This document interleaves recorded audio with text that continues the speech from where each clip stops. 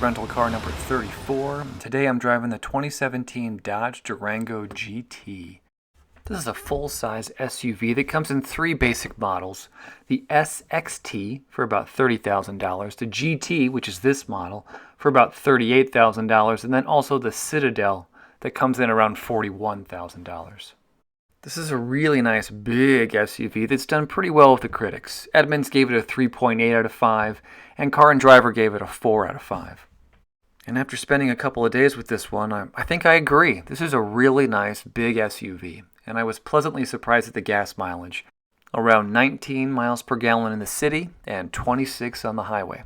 But if you're buying a big car like this, I doubt you're really concerned with gas mileage. What you probably want to see is the storage space. And to get started with that, we should jump in the back. This is what it looks like with the third row seats down, and I think you'll agree you get an enormous amount of storage space back here.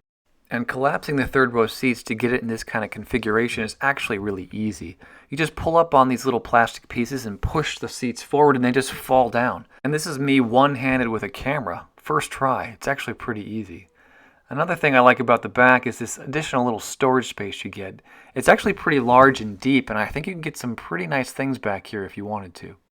Moving back to these third row seats, getting back there isn't too bad. You just pull up on this lever and the seat kind of collapses forward. You do have to climb over that seat to get in the back, but once you're back there, the legroom is not bad. I mean, I'm 6 feet tall and I have maybe an inch or two of legroom back here, which is a lot more than I can say with most of the cars on the market with a third row seat. Escaping from the third row is pretty easy too. You just pull up on this little tab and the seat falls forward for you. Let's switch gears and talk about this middle row seat. It's actually pretty nice. There's a lot of room back here and there's some extra features that I think you'll find pretty interesting. First off, let's talk about leg room. I'm about 6 feet tall and I had plenty of space back here, which is really nice.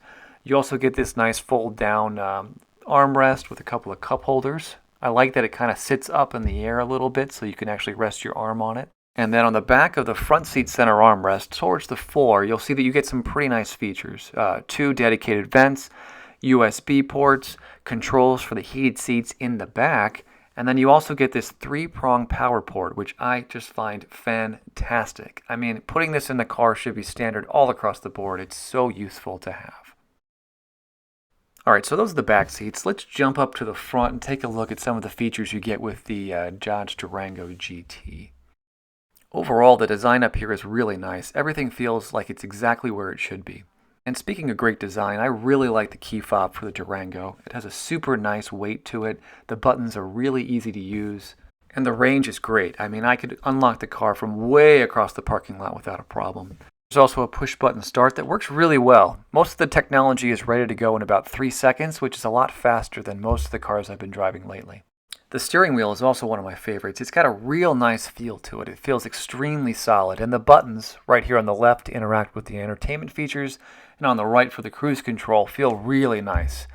And then in front of the steering wheel you get the gauge cluster with a very aggressive red feel to it. There's also a nice sized digital screen right in the center that you can sort of interact with and change the settings on. I really liked keeping it on this screen where I could see the range, 200 miles, and also my average miles per gallon. And then looking upward, you get a nice sized sunglass holder with some really decent padding in there to protect your sunglasses, along with a nice other set of buttons to control the lights, dedicated buttons for your garage control if you want to set that up, and then on the rear view mirror you do get the 911 assist button along with automatic dimming features.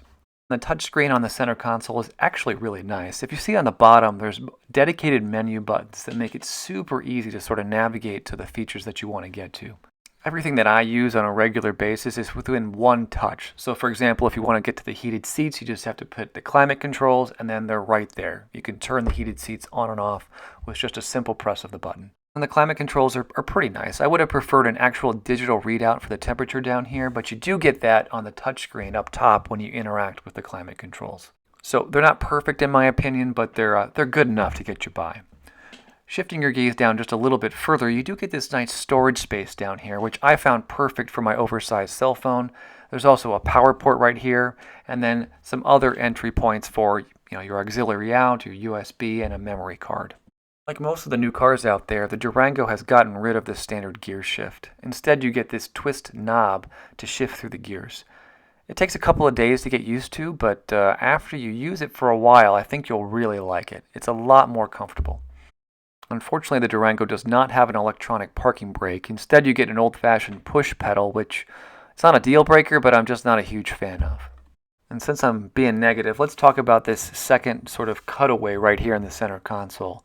It feels like this should be for a cell phone, but it definitely doesn't work very well. Thankfully, Dodge has designed a really nice storage space under the center armrest. There's a nice removable tray, and then a pretty deep, cavernous storage space underneath. This tray, by the way, is perfect for a cell phone. And then if you shift your gaze a little bit over to the passenger seat, you'll see that the Durango does have a pretty small glove box. I mean, it's big enough to get your owner's manual and your registration in there, but I don't think you're going to be storing anything else. Alright, the last thing I want to talk about is Sideview Mirrors. I've been driving a lot of cars lately that have the automatic blindside detection, and it's something that I think I'm going to insist on in any of my new cars. Unfortunately, the Durango does not have this feature, which is kind of disappointing because it's such a long car that I really think you could benefit from these sort of extra safety features. Alright, I also want to talk about drivability. I probably put about 300 miles on this car. I drove it for well over 2 days, and I was really pleasantly surprised at how well it drove. It feels great going around corners. I mean, typically in a larger car like this, I'll feel the car kind of pull, especially in the back wheels a little bit, but you don't get that sensation at all in the Durango. It also accelerates really smoothly. I mean, it's not the fastest car out there, but it does feel pretty good. And the thing I think I liked the most was whenever you go over a bump or anything like that, you barely feel it. The car has such large wheels and it's so high up that it feels really comfortable throughout the ride. Alright, so that's it. I give the 2017 Dodge Durango GT 4 stars. This is a great full-size SUV with some amazing storage. I just wish it had a couple more safety features like blindside detection. Alright, that's it. Thank you so much for watching, and I hope you'll join me next time for my 35th rental car.